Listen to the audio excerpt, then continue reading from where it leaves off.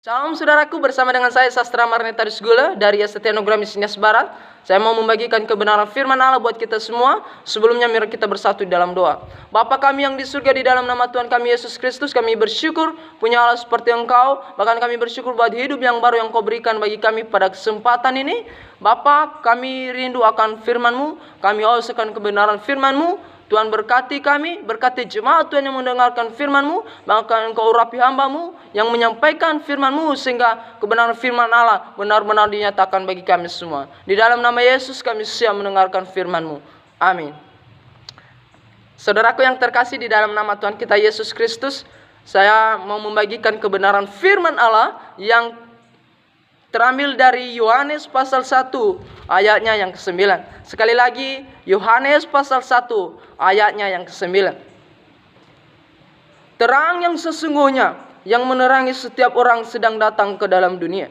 Sekali lagi, terang yang sesungguhnya yang menerangi setiap orang sedang datang ke dalam dunia.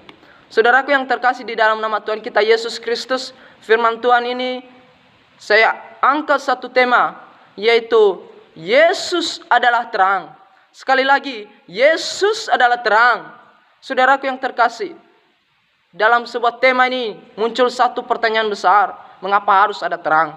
Sekali lagi, mengapa harus ada terang? Menjawab pertanyaan seperti ini, firman Tuhan mengingatkan kita, bahkan menjawab setiap pertanyaan ini. Kalau di dalam Roma pasal 3:23 mengatakan, semua manusia telah berbuat dosa dan telah kehilangan kemuliaan Allah. Sekali lagi, bahwa semua manusia telah berbuat dosa dan telah kehilangan kemuliaan Allah. Saudaraku yang terkasih, dalam nama Tuhan kita Yesus Kristus, sebuah asumsi yang besar bahwa manusia adalah hidup di dalam kegelapan, bahwa manusia adalah hina dan telah jatuh di dalam dosa. Dan oleh sebab itu, dosa di dalam teks ini dikatakan bahwa dosa adalah kegelapan. Dan di dalam kegelapan seharusnya harus ada terang untuk menerangi kegelapan itu. Saudaraku yang terkasih, di dalam firman Tuhan ini mengingatkan kita satu hal yang sesungguhnya, bahwa Dia mengatakan bahwa terang yang sesungguhnya, artinya bahwa tidak ada terang yang lain selain daripada diri Tuhan kita Yesus Kristus. Menyatakan bahwa terang yang sesungguhnya, bahwa sesungguhnya Yesus Kristus adalah terang yang sesungguhnya. Tidak ada terang yang lain yang dapat menerangi kita selain daripada Yesus Kristus itu sendiri. Dilanjutkan bahwa yang menerangi setiap orang, terang datang untuk menerangi setiap kegelapan-kegelapan yang ada. Terang ada untuk membuka belenggung-belenggung yang sedang ada di dalam kegelapan selama ini. Saudaraku yang terkasih, dosa memang telah memikat setiap orang percaya. Kita telah gagal dan kehilangan kemuliaan Allah, sebab kita telah jatuh di dalam dosa. Dan bagaimana cara kita? Manusia tidak bisa menyelamatkan dirinya selain daripada kasih Allah melalui Yesus Kristus yang datang ke dalam dunia sebagai juru selamat kita. Kedatangan Tuhan Yesus Kristus adalah sebuah hadiah yang besar dalam kehidupan kita. Saudaraku yang terkasih, pada ayat selanjutnya, pada teks selanjutnya mengatakan sedang datang ke dalam dunia. Sekali lagi, sedang datang ke dalam dunia. Sedang berarti akan dan perlu persiapan pada setiap orang yang menyambutnya. Kita orang percaya perlu mempersiapkan diri bahwa sesungguhnya Kristus sedang datang. Kristus sedang datang. Kristus datang dan akan datang. Sedang datang. Mari persiapkan hati saudara. Sebab tidak ada kebenaran yang lain. Sebab tidak ada terang yang lain selain daripada Tuhan kita Yesus Kristus.